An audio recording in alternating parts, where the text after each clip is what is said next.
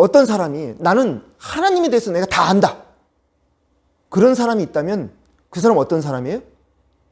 이단이거나 거짓 선지자라는 거예요. 가짜라는 거예요.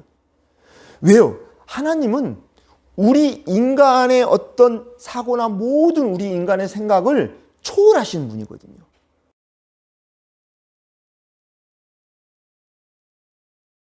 이순신 장군 천국에 갔을까요? 라는 질문이에요. 여러분 어떻게 생각하십니까? 우리 민족의 가장 위대한 영웅인데요. 여러분, 이순신 장군이 왜 영웅이냐? 그분은 우리의 영웅뿐만 아니라 전 세계적인 영웅입니다. 여러분들이 그 일본의 해군 제독이 있는데 도고 헤이하치로라는 제독이 있어요. 도고 헤이하치로. 근데 그 사람이 얼마나 유명하냐면 일본 내에서 일본의 그 청일 전쟁과 러일 전쟁을 일본의 승리로 이끈 아주 공신이거든요. 근데 그분이 이런 말을 했어요.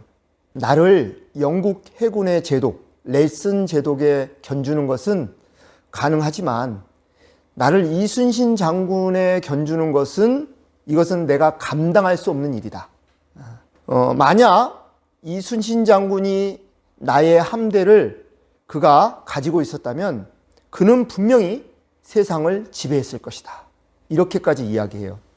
그만큼 우리는 좀 잘 느끼지 못하지만 이순신 장군은 오히려 우리나라보다 세계에서 더 유명한 분이라는 거죠. 그래서 우리가 너무나 자랑스러운 이런 성웅 이순신, 그러다 보니까 이분이 과연 천국에 갔을까라는 게 또 우리들에게 가끔 화두가 되는 이야기입니다. 여러분 어떻게 생각하세요? 자, 이순신 천국에 갔다. 손 내려보시고. 천국에 안 갔다. 지옥 갔다. 야, 여기서 손을 들면 왠지 내가 우리 민족의 조상 영웅에게 좀 뭔가 잘못하는 것 같은 느낌이 들어서 손들기도 조금 겸연쩍을 겁니다. 그런데 우리는 이제 기독교인들 특히 우리가 이런 생각을 해요. 예수 믿지 않으면 분명히 예수 믿지 않는 사람은 지옥에 갈 거다라는 게 우리들의 생각이에요. 그러다 보니까 우리의 영웅 이순신 장군이 천국을 갔느냐 지옥을 갔느냐라는 부분에 있어서 대부분의 우리 기독교인들이 생각할 때는 좀 안타깝지만 이순신은 예수님을 만날 기회도 없고 믿은 적도 없기 때문에 분명히 지옥 가지 않았을까라는 생각을 한다는 거예요. 그런데 실상 우리가 이런 문제들 앞에서 다시 한번 돌이켜보면 예수님 이전의 사람들, 예수 그리스도 이전의 사람들은 모두가 다 지옥에 갔을까라는 생각을 해보면 우리에게 여러 가지 도전적인 문제들이 다가옵니다. 예수님 이전에 모세도 있었고 다윗도 있었잖아요. 아브라함도 있었고. 그렇다면 그들 역시 예수님을 믿지 않았는데 그럼 지옥 간 거 아니야?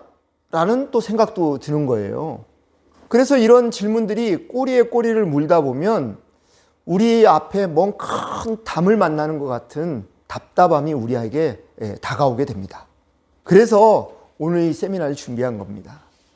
과연 정말 이순신뿐만 아니라 예수님 이전에 사람들에게 어떤 문제가 있었을까? 오늘은 이순신에 대한 이야기를 먼저 하니까 이순신은 정말 천국에 갔을까 지옥에 갔을까라는 생각을 해보면 몇 가지 우리가 가설을 세울 수가 있어요. 이순신은요 언제 태어났냐면 1545년 4월 28일 출생해가지고 1598년 12월 16일 날 죽습니다. 그는 노량해전에서 전사하게 되죠. 그런데 여러분 2019년 4월 16일 날 김해시 기독교연합회에서 가야사 심포지엄이라는 것을 했어요. 가야의 역사에 대한 심포지엄이었습니다. 거기에 보면 우리가 몰랐던 가야 문명에 대한 이야기들을 하고 있거든요. 가야를 세운 분이 누구죠? 여러분? 김수로왕. 그분이 김해 김씨의 시조거든요. 그런데 이번 심포지엄에서 어떤 이야기를 하냐면 여러 사학자들 가운데 이 김수로왕이 기독교인이었다라는 이야기를 하는 거예요. 왜 이런 이야기를 하는가 하면 이 가야라는 나라가 기독교 문명으로 세워진 나라라는 거예요. 그러면 어떻게 해서 그런가? 먼저 그 김수로 왕의 왕비 허왕옥이라고 있거든요. 근데 이 허왕옥은 우리나라 사람이 아니에요. 아유타국의 공주였어요. 근데 이 공주가 어떻게 우리나라 왔느냐면 신의 계시로 이 김수로 왕과 결혼을 하라는 그런 신의 계시를 받고 와서 결혼을 했다는 거예요. 이 아유타국이 어디예요? 지금의 인도에 있는 거거든요. 그런데 이 공주가 와서 결혼을 했고 또 이들을 결혼하게 했던 그 신의 계시라는 게 바로 예수님의 12제자 가운데 도마가 그들을 결혼하게 했다는 거예요. 부산 장신대 탁질 교수님이 이 심포지엄에 나와서 또 하는 이야기가 이 가야사 문명들을 가만히 되짚어보고 그 역사적인 것들을 보니까 충분히 우리가 긍정적으로 이것이 타당성이 있는 역사적 사실로 받아들일 수 있을 것 같다라고 하며 좀 더 이제 연구가 필요한 부분이기도 합니다. 먼저 그 어떤 근거로 이야기하냐면 김수로 왕릉이 있어요. 그 왕릉 정문 앞에 쌍어문이 있거든요. 쌍어문이 있고 그 쌍어문에 보면 거기에 보리떡 5개와 또 물고기 2마리 그림이 딱 그려져 있어요. 그러니까 이건 딱 오병이어잖아요. 근데 이 쌍어문이 뭐냐? 인도에도 쌍어문이 있거든요. 그런데 이 쌍어문은 우리 기독교를 상징하는 표식이거든요. 그래서 이 그 가야 문명의 가락국이라고 하는 이 가락이라는 이름도 인도의 고어에서 왔는데 그 말의 뜻이 뭐냐면 물고기라는 뜻이에요. 그래서 이 가야 문명은 원래부터 우리 기독교인들이 항상 손에 그림으로 표식으로 갖고 다니던 그 물고기 문양에서부터 비롯됐다는 거예요. 그렇게 이야기하니까 또 일부분 우리가 정말 그렇겠구나 하는 생각도 들죠. 그런데 더더욱 또 우리가 그게 또 신빙성 있는 건 뭐냐면 이 아유타국의 이 공주는 타미러족의 공주였다는 거예요. 그래서 지금도 인도의 타미러와 우리 옛날 신라의 고어를 비교해 보면 상당 부분 우리하고 언어가 동일한 거예요. 500개 이상의 단어가 우리하고 똑같은 단어로 구성되어 있다는 거예요. 그래서 지금도 이 타미러 연구를 하는 분들, 우리 한국어하고 같이 이렇게 여러 가지 연구하는 분들이 있는데 그렇게 우리하고 또 이어지는 부분이 있다는 거죠. 그리고 또 경북 영주에서 하나의 돌상을 발견하게 됐는데 이 1987년에 발견됐어요. 영주시 평읍면 강동리에 있는 왕류마을에 있는 바위인데 지금까지는 그게 불상인 줄 알았거든요. 근데 그걸 잘 복원해서 보니까 이게 도마의 상이라는 거예요. 예수님이 12제자 도마 있잖아요. 도마가 그래서 영주까지 복음을 전하고 거기에 신기술을 전하고 예수 그리스도를 전했다라는 그런 주장들이 있는 거죠. 그래서 이 도마의 상에 보면 가슴에 십자가 문양도 보이고요. 또 그 다음에 그 옆에 히브리어로 도마상이라고 기록되어 있어요. 그 다음에 또 한문으로 땅끝까지 복음을 전한다는 그런 말도 새겨져 있다는 거예요. 그래서 이런 부분들을 봤을 때 이미 가야 때부터 신라가 삼국통일하기 이전이잖아요. 그 이전에 이미 우리나라에 기독교가 왔다. 그래서 가야를 통하여서 우리나라 최초의 기독교 국가가 세워졌다라고 주장하는 여러 이제 사학자들이 생겨나는 거죠. 그리고 그렇게 생각하면 어떻게 해요? 이순신이 조선의 장군이잖아요. 그러면 혹시 예수님에 대한 복음을 전달받았을 수도 있지 않을까라는 생각이 드는 거죠. 그러면 이순신도 천국에 갈 수도 있지 않았을까? 이런 생각 드는 거죠. 그뿐만 아니라 이 신라는 나당 나중에 연합을 하잖아요. 삼국통일을 하기 위해서. 그런데 그때 당나라로부터 들어온 경교가 있어요. 경교를 뭐라 하냐면 실상은 예전에 AD 435년 에베소 공의회에서 예수님의 신성과 인성 문제를 놓고 다투다가 퇴출된 한 네스토리우스라는 파가 있어요. 이 네스토리우스 파는 똑같은 우리와 기독교인인데 단지 예수님의 신성과 인성 부분에 대해서 견해가 달랐던 거죠. 근데 그들이 이 에베소 공회에서 쫓겨나가지고 페르시아로 갑니다. 그래 페르시아에 갔다가 또 선교를 하면서 중국 당나라까지 들어가요. 그래서 거기서 복음을 전하는데 특이하게 그들은 삭발을 하고 목탁을 두들기면서 복음을 전한 거예요. 그러다 보니까 중국 당나라에 지금도 전해 내려오는데 고승대덕이라는 사람이 있어요. 근데 이분이 누구냐? 바로 알로펜 신부, 네스토리우스파의 알로펜 신부예요. 그분을 지금도 고승대덕이라고 하고 그분을 경교 그리고 또한 우리나라 대승불교에 지대한 영향을 미친 그런 분이라고 우리가 전해 듣고 있어요.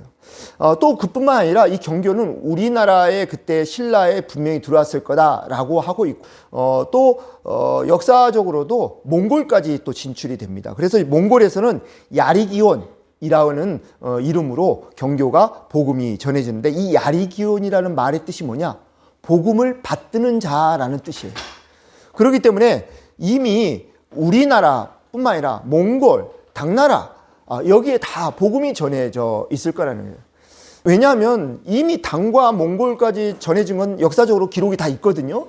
그렇다면 거기에 영향을 우리가 늘 받고 있었던 우리나라가 영향을 받지 않았을 것이라고 하는 것이 어찌 보면 좀 더 우리가 믿기 어려운 일이 아닌가 하는 생각이 드는 거죠. 그렇게 이야기하면 우리가 생각하는 충무공 이순신은 복음을 전달받았을 확률이 매우 더 높은 거죠. 단지 이제 네스토리우스파 그 경교가 순수한 기독교의 모습으로 있었던 것이 아니라 살아남았던 것이 아니라 이런 탁발승으로 이렇게 하다 보니까 우리가 생각하는 어떤 불교의 어떤 부분하고 혼재되면서 실은 기독교 사상이 많이 흐려질 수는 있지만 어찌됐거나 그렇게 생각하면 우리의 충무공 이순신이 복음을 듣고 천국에 갔을 것이다 라는 그런 확률, 이런 가능성이 전혀 없지는 않다라는 생각이 듭니다.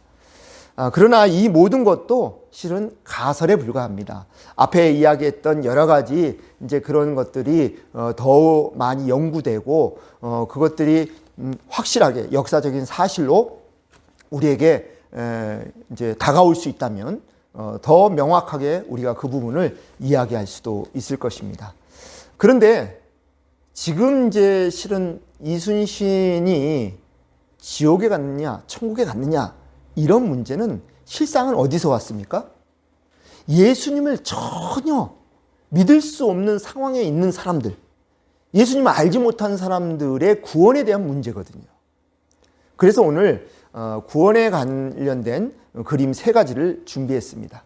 여러분들 보면 먼저 저 위에 있는 그림, 위에 있는 그림은 이스라엘 민족의 구원관에 대해서 도식해 본 것입니다. 이스라엘 사람들은 어떤 구원관을 갖고 있을까 우리가 생각해 보면 그들은 선민이라고 생각해요. 그래서 오직 하나님의 구원은 우리 선택받은 우리 민족에게만 있다고 생각하는 거예요. 그래서 창세기에는 어떻습니까? 천지 창조를 통해서 온 인류의 하나님의 사랑이 임했는데 노아의 홍수 심판 이후에 그들은 자기들만 선민 이스라엘에만 구원이 있다고 생각한다는 거예요. 그랬을 때 위에 있는 그림이 아마 그것을 아주 좀 더 명료하게 보여주는 그림이 될 겁니다. 그렇다고 한다면 현대 기독교인은 또 어떤 부분일까 생각해 보면 온 인류에서 노아의 홍수 심판까지 가서 예수 그리스도까지는 우리가 인정해요. 구약에 있는 부분이니까. 그런데 예수 그리스도 이후에 신약의 역사 속에서 초대교회에 의해서 어떻게 해요? 지금 그 그리스도의 복음은 온 인류를 향하여 가고 있다는 거죠. 그런다고 했을 때 두 번째 그림이 아마 우리 현대 기독교인들이 생각하는 구원론일 것입니다. 그리고 세 번째의 그림은 이것은 하나님의 입장에서 한번 그림을 그려봤어요. 요거는 이제 앞으로 계속 이 내용을 이야기하면서 제가 좀 더 자세히 좀 설명해 드릴 수 있을 것 같은데, 하나님은 성경을 통해서 하나님의 마음을 들여다보면 하나님은 창세 때나 지금이나 한 번도 온 인류에 대한 사랑을 저버리신 적이 없거든요. 요나 선지자의 사례를 우리가 들어보면, 요나 선지자는 어떤 선지자였습니까? 하나님께서 니느웨를 구원시키기 위해서 요나를 보내잖아요. 거기에 가서 회개하라고 먼저 선포하라고 하잖아요. 근데 요나는 어떻게 생각합니까? 니느웨는 이 이스라엘의 철천지 온수 같은데 그들을 왜 구원시키느냐? 자기가 생각해서는 도저히 니느웨는 구원받아서는 안 될 민족인 거예요. 그래서 어떡합니까? 하나님의 명령을 거부하고 도망가잖아요. 니느웨하고 반대로. 근데 결국 그는 어쩔 수 없이 다시 니느웨로 오게 되죠. 그래서 선포하는 둥 마는 둥 했는데 어떻게 돼요? 니느웨 백성들이 회개하고 하나님의 구원을 받게 된다는 거예요. 시상 구약의 여러 대목들을 보면 하나님은 끊임없이 선지자들을 통하여서 이런 메시지를 보내고 있다는 것입니다. 창세기 12장 3절에는 이런 말씀이 있어요. 너를 축복하는 자에게는 내가 복을 내리고 너를 저주하는 자에게는 내가 저주하리니 땅의 모든 족속이 너로 말미암아 복을 얻을 것이라 하신지라. 이 누구에게 하신 말씀입니까? 하나님과 아브라함의 약속이에요. 하나님이 아브라함에게 약속을 하시면서 너의 민족, 선택받은 이스라엘을 이야기하는 게 아니라 모든 족속이 너로 말미암아 복을 얻을 것이라고 이야기해요. 이것은 아브라함을 통해서 열방을 향한 구원을 약속하신 하나님의 언약의 말씀이에요. 그럼에도 불구하고 이스라엘 민족들은 구원은 자기들만의 전유물이라고 생각하는 거예요. 그래서 첫 번째 그림이 그들의 생각일 것입니다. 그런데 현대 기독교인은 또 어떨까 한번 생각을 해볼까요? 여러분, 우리가 가장 많이 복음을 전할 때 들었던 이야기가 뭡니까? 예수 천당, 불신 지옥이에요. 예수 천당, 불신 지옥. 이 말은 전혀 틀린 말이 아니죠. 우리의 믿음의 교리에 의해서 보면 예수 믿으면 천국 가고 예수 안 믿으면 지옥 간다는 것은 전혀 틀림없는 사실이에요. 그렇기 때문에 이렇게 이야기하는데 세상 사람은 어떻습니까? 이 이야기를 듣고 우리 기독교를 굉장히 독선적인 종교라고 생각하고요. 솔직히 우리에게 굉장히 무례하다고 생각하는 경향이 많습니다. 여러분, 앞에서 이순신은 구원받았을까라는 문제, 실상 이거는요, 이미 오래전부터 우리들이 논쟁해온 신학적인 문제였어요. 이미 신학적으로, 그리고 이것은 오랫동안 논쟁되어 왔고 이미 결론이 나 있어요. 그 결론이 뭔지 아십니까? 이순신이 구원받았을까 안 받았을까? 정답은요, 알 수 없다예요. 신학자들이 연구하고 연구해서 내놓은 답이 뭐냐? 알 수 없다라는 거예요. 왜 알 수 없는지 아세요? 구원은 하나님의 주권만이 행사되거든요. 어느 누구의 주권이 행사되는 것이 아니라 오직 구원은 하나님의 주권이 행사되는 부분이에요. 구원에 있어서 인간은 무조건적으로 전적으로 무능한 존재예요. 우리가 우리의 구원에 대해서 우리가 힘을 발휘할 수 없다는 거예요. 왜? 하나님의 선택이니까. 그렇기 때문에 이순신은 구원받았을까, 구원받지 않았을까라는 부분에 대해서 어느 누구도 이야기할 수 없다는 거예요. 그것은 하나님의 주권의 문제니까. 만약에 내가 이순신은 구원받았어요, 천국 갔습니다 라고 한다면 그것은 누구에게 무례한 말일까요? 하나님께 무례한 거예요. 왜요? 하나님이 하실 일을 내가 넘어서는 거잖아요. 아니, 이순신은 예수님을 못 믿었을 테니까 지옥 간 게 분명해요. 지옥 갔습니다 하는 것, 그것도 또한 하나님께 무례한 것이에요. 여러분, 우리가 예수천당 불신지옥이라는 말을 가서 전하는 분들의 심정과 마음은 충분히 이해가 돼요. 그분들의 열정, 어떻게 하든 복음을 전하겠다는 열정은 우리가 충분히 이해되지만, 어떤 사람이 나는 하나님에 대해서 내가 다 안다, 그런 사람이 있다면 그 사람은 어떤 사람이에요? 이단이거나 거짓 선지자라는 거예요. 가짜라는 거예요. 왜요? 하나님은 우리 인간의 어떤 사고나 모든 우리 인간의 생각을 초월하신 분이거든요. 그래서 실상은 하나님의 주권만이 행사되는 그 구원에 대한 문제에 있어서 우리가 어떻게 왈가왈부할 수 있느냐는 거예요. 그런 부분에서 우리는 다시 한번 생각을 깊이 해봐야 됩니다. 현대 기독교의 저 사고, 그 당시 한번 우리가 다시 한번 돌이켜서 되짚어 보면요, 예수님이 오신 당시 이스라엘 사람들, 당시 예수님이 오셨을 때 1세기 그 유대인들, 그들은 저 위에 있는 그림 있잖아요. 첫 번째 그림. 그 순간 가운데 예수님이 오셨을 거란 말이에요. 근데 오셨을 때 그들 가운데 구원받을 거라고 자신했던 사람들은 누구였을까요? 예수님 오셨을 당시에. 분명히 대제사장, 바리새인, 이런 사람들은요, 자기가 구원의 제일 앞에 선두에 있다고 생각했을 거예요. 그래서 그들은요, 기도할 때도 어떡합니까? 대로에서 큰 소리로 두 손을 높이 들고 사람들 보는 앞에서 막 기도하잖아요. 하나님 앞에. 구원에 대한 주권이 거의 자기에게 있는 것처럼 행사했단 말이에요. 근데 예수님은 어떻게 하셨어요?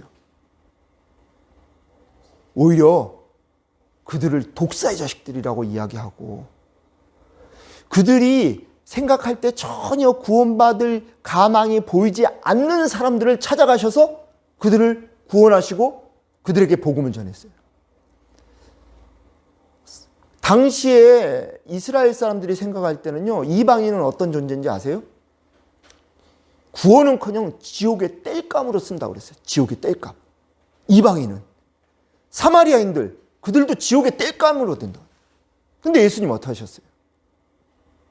오히려 사마리아인들에게 복음을 전하셨고, 하다못해 예수님은 어떻게 해요? 십자가 위에서 예수님 옆에 있는 죄인에게도 구원을 허락하셨다는 거예요. 여러분, 상상할 수 없는 이야기잖아요. 당시 이스라엘의 대제사장을 비롯해서 구원에 대한 기득권을 가지고 있다고 생각했던 그들 입장에서 보면 이건 얼토당토하는 이야기죠. 마가복음 11장 17절에 보면요, 예수님께서 성전을 엎는 내용이 나와요. 근데 예수님 성전을 왜 뒤엎은지 아세요?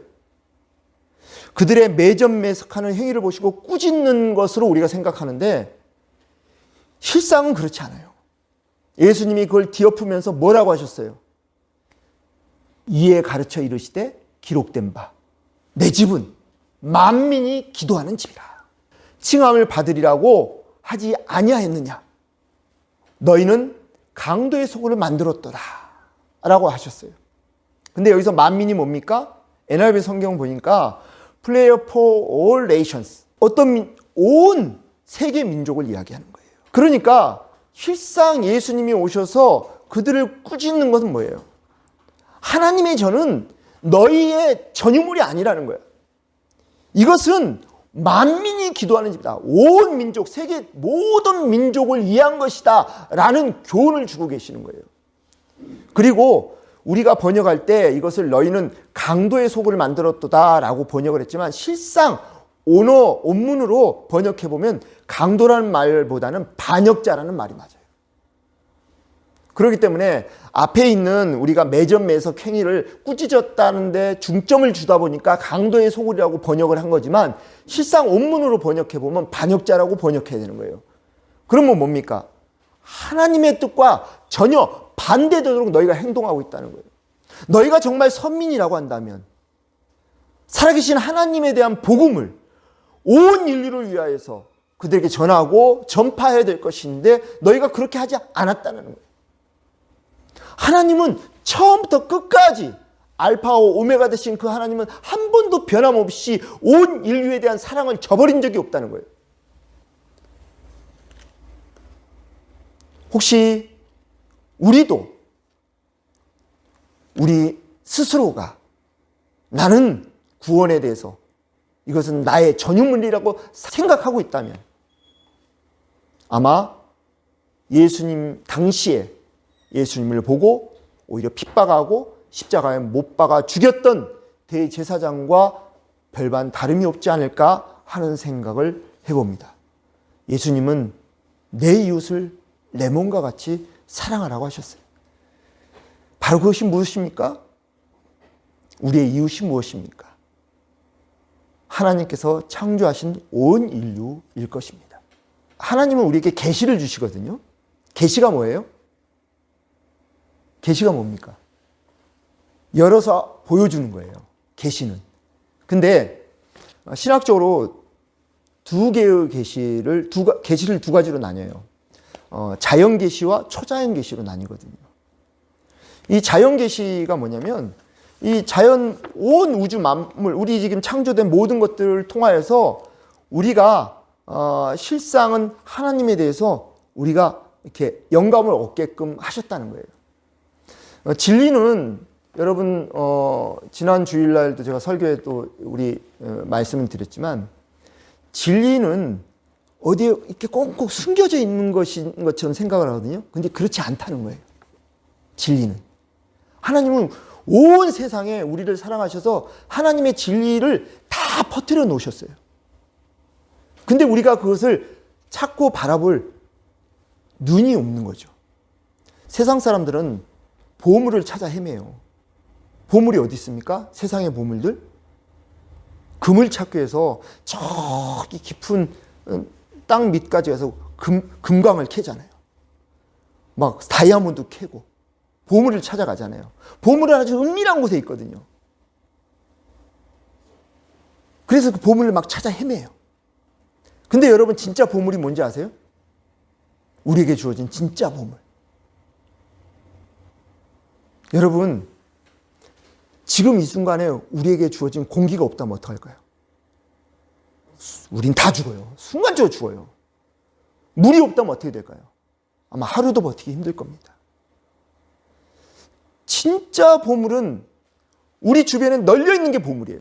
근데 그 보물의 가치와 소중함을 우리가 발견하지 못하는 거죠.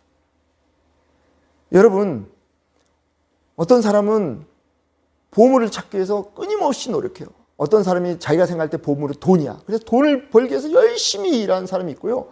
또 어떤 사람은 권력이 자기 보물에서 권력을 막 쫓아가요. 그래서 막 열심히 그 보물을 찾아다녀요. 금강을 캐러 다니기도 하고. 근데 그러다 보면 진짜 보물을 놓친다는 거예요. 진짜 보물이 뭔지 아세요? 내 옆에 있는 내 사랑하는 아내, 내 남편, 아니면 내 자녀들, 내 형제 자매들, 내 부모님들, 이분들이 진짜 보물인 거예요. 그리고 내 옆에 함께하는 나의 동료들, 내 이웃들, 이들이 진짜 보물이라는 거예요. 하나님은 하나님의 형상으로 우리 온 인류를 만드셨다고 이야기했어요. 그러면 우리가 하나님을 발견하고 하나님에 대해서 정확하게 알고 있고 하나님에 대한 올바른 진리 인식이 있다고 한다면 왜 우리가 그걸 모를까요? 진짜 보물이 뭔지. 근데 크리스찬들도 진짜 보물이 뭔지 망각하고 산다는 거예요. 하나님을 열심히 믿는 것 같은데 실상 세상 사람은 똑같이 살아가요. 권력을 쫓아가고 돈을 쫓아가고 교회도 높이 삐까뻔쩍하게 높이 세워야 되고. 그런데 진짜 하나님을 안다면 진짜 보물을 발견할 수 있다는 것입니다. 그래서 여러분 아까 전에 계시를 말씀드렸는데 우리가 자연 계시를 통해서도 하나님에 대해서 얼마든지 우리는 발견할 수 있고요. 또 특별 계시, 바로 초자연적인 계시를 통하여서도 우리는 하나님을 발견할 수 있다는 거예요. 그래서 우리의 신앙은 늘 더없이 하나님 앞에 더 겸손하게 우리가 아는 부분들에 대해서 겸손하게 신앙 고백적으로 우리가 다가가야 되는 것이지 우리의 신앙을 어떤 세상에 드러내는 우월적인 것으로 우리가 나타내서는 안 된다는 것입니다. 실상 우리가 예수 믿지 않는 다른 형제 자매들을 만날 때 그들이 우리를 조금 꺼려하는 게 뭐냐면 너 예수 안 믿으면 지옥 갈 거야 라고 그들에게 직선적으로 이야기하거든요. 그렇게 또 하는 것이 맞는 줄 알았던 거고, 그런데 그렇게 이야기하면서 우리가 예수 믿는 자처럼 그들에게 비춰지지 않았던 것은 잊어버리고 있었다는 거죠. 실은 아마 예수님 오셨을 때도 대제사장들이 하나님의 말씀을 온전히 깨닫고 있었다면 예수님을 십자가에 못 박아 죽일 일은 없었을 거예요. 예수님의 말씀이 하나님의 말씀하고 어긋나는 게 없는 거거든요. 그들이 하나님을 잘못 인식하고 있었던 것이죠. 그런 것처럼 우리가 실상은 우리 형제자매에게 예수를 안 믿으면 너 지옥 가라는 이야기를 하기 이전에 내가 예수 믿는 사람으로서 얼마나 그들에게 빛으로 소금으로 보여졌느냐는 거예요.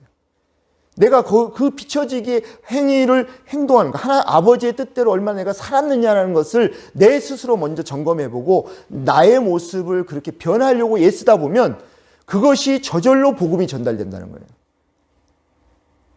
하나님은 그걸 원하신다는 거지. 하나님은 온 인류가 구원받기를 원하세요. 어느 민족이고 미워서 내가 널 죽이고 있다 하는 그 마음이 있는 게 아니라는 거죠. 그러니까 우리가 선교도 해야 되고 복음도 전해야 되는 게 맞지만 어떤 경우에 우리가 잘못된 방식을 취하고 잘못된 마음으로 그걸 임했을 때는 오히려 우리의 행위가 사탄이 역용할 수 있다는 거예요. 예수님 당시에 대제사장 바리새인들도 예수님을 십자가에 매달아 죽일 때 그들의 논리가 뭐였어요? 예수가 신성모독을 했다는 거예요. 그렇기 때문에 그들은 당연히 하나님에 대해서 신성모독한 예수를 잡아 죽여야 되는 거였어요. 그러나 그들의 생각과 사고가 하나님의 마음을 전혀 이해하지 못하고 자기 생각에 사로잡혀 있었다는 거예요. 사탄에게 역용당할 수 있기 때문에 그런 오류를 범해서는 안 된다는 거죠. 그래서 구원에 대한 문제는 우리가 알 수가 없으니까 모든 곳에 그럼 구원이 있다는 말이냐라고 할 수 있는 종교다운주의를 말하는 거 아니냐라고 생각할 수 있어요. 그러나 종교다운주의는 우리가 매우 경계해야 될 부분이에요. 우리가 코람데오 하나님 앞에서 우리가 알 수 있는 것만을 겸손하게 고백하자는 이야기예요. 내가 알지 못하는 것까지 내가 다 아는 것인 양 뽐내고 그것을 하나님 앞에 오히려 무례하게 행하는 것이 아니라 하나님이 내게 주신 그 알에 대한 깨달음에 대한 범위 내에서만 우리가 겸손하게 하나님 앞에 신실한 자가 되자는 이야기예요. 그랬을 때 우리는 진정으로 내 이웃을 내 몸과 같이 사랑하는 자로 우리의 삶이 변화될 수 있을 거라는 생각이에요. 여러분, 그래서 우리는 하나님의 자녀답게 행동하고 또 세상에 빛과 소금으로 살아가면 된다는 것입니다. 예수님 당시처럼 자신들의 알량하고 또 얄팍한 생각으로 예수님의 가르침에 대해서는 기울이지 않고 오히려 자신들만이 우월한 존재다라고 예수님을 십자가 못 박았던 그 행위들 했던 그들과 같이 우리가 그런 오류를 범하지 말자는 이야기입니다. 여러분, 우리가 하나님의 자녀임을 고백하는 이유 뭐라고 생각하십니까? 우리가 하나님의 자녀다라고 고백하는 이유, 그것은요, 내가 구원받은 자라는 우월감을 가지고 그렇지 못한 사람들 앞에서 내가 좀 더 구별된 자요, 내가 좀 나은 사람이라고 이야기하기 위함이 아니라는 거예요. 오직 예수 그리스도가 우리의 중보자 되심으로 인해서 나 같은 죄인이 하나님의 은혜로 구원받은 자가 됐다는 그 감사와 그 기쁨을 하나님 앞에 신실하게 고백하는 것, 그 이상도 이하도 아니라는 거예요. 오늘날 우리 교회 안에서 보면은 직분이 조금 높아지고 좀 더 뭔가 내가 신앙생활을 오래 하면 좀 신앙생활 좀 못하거나 좀 잘 모르는 사람 앞에서 내가 좀 뭔가 좀 우월한 것처럼 내가 뽐내는 것처럼 행동하는 그런 경우들이 덜어 있습니다. 근데 이런 자신감에서 너 신앙생활 이렇게 하면 안 돼. 너 이러면 지옥 가. 라고 누군가에게 이야기한다든지 아니면 예수 믿지 않는 사람들에게 그렇게 손가락질을 한다는 것. 이것이 실상 우리의 오류가 될 거라는 것입니다. 여러분 우리가 잘 알잖아요. 누군가를 향해서 딱 손가락질하면 이 손가락 하나는 그를 향하고 있는지 모르지만 나머지 손가락은 나를 향하고 있다는 거예요. 더 많은 손가락이 나를 향하고 있다는 것입니다. 그래서 우리는 오직 내가 하나님의 자녀임을 고백함으로 해서 나는 예수 그리스도를 통하여서 거듭난 자가 되겠다는 하나님 앞에 신앙 고백이 되어야 된다는 거예요. 따라서 여러분 우리의 초점은 모든 것을 알 수가 없지만 오직 예수 그리스도가 길이요 진리요 생명이라는 것, 이것을 바르게 인식하고 올바른 진리 인식 가운데 우리가 하나님 앞으로 더 가까이 나아가자는 것입니다. 하나님의 구원의 역사 우리 모두 정말 다 알 수 없습니다. 그래서 마지막 그림, 이 그림처럼 예수 그리스도의 그 빛을 통하여 우리가 하나님의 구원을 받는 것은 정말 쉽고 정말 우리에게 명확한 길일 것입니다.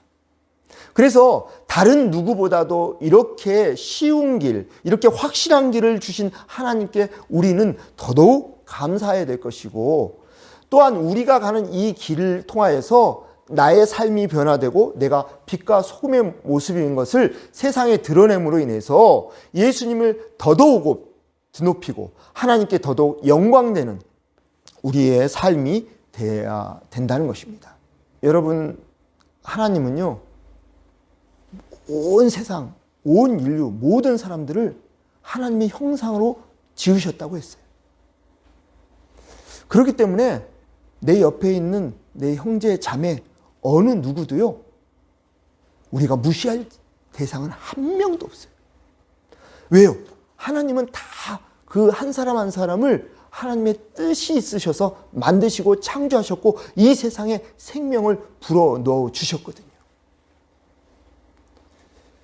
그 가운데 특별히 우리를 선택하셔서 예수 그리스도를 통하여서 더없이 확실한 구원의 길로 인도해 주신 우리에게 큰 기쁨을 주신 하나님께 우리는 더 영광을 돌려야 될 것입니다. 그러나 아직 예수님을 모르고 하나님을 모르고 예수를 믿지 않은 사람이 있다고 해서 그 사람은 내 스스로 내가 그를 정죄하거나 또한 그는 지옥 갈 것이라고 우리가 단언해서는 안 됩니다. 오히려 그를 내 이웃이기에 그가 하나님의 형상으로 지음받았기 때문에 그가 하나님을 발견하고 예수 그리스도를 발견하고 하나님의 자녀로 회복될 수 있도록 우리는 끊임없이 기도하고 그들을 위해서 우리가 빛이요 소금으로 그들 옆에 늘 함께 해야 할 것입니다.